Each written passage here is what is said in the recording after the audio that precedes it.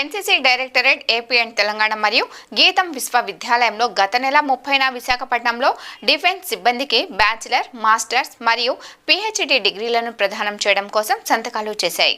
రక్షణ మంత్రిత్వ శాఖ ప్రభుత్వ ఆధ్వర్యంలోని National Cadet Corps Directorate AP and Telangana అధికారి Deputy director General Colonel Sameer Sharma ఈఎంఓయుపై సంతకం చేశారు. భారతదేశం మరియు డాక్టర్ డి గుణశేఖరన్ రిజిస్టర్ గీతం.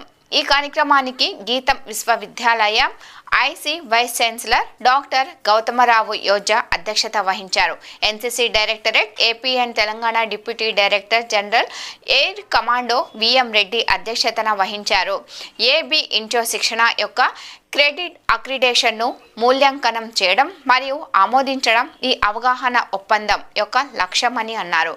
ఈ ఎంఓయు ఈ వృత్తిపరమైన కోర్సులను గుర్తిస్తుందని మరియు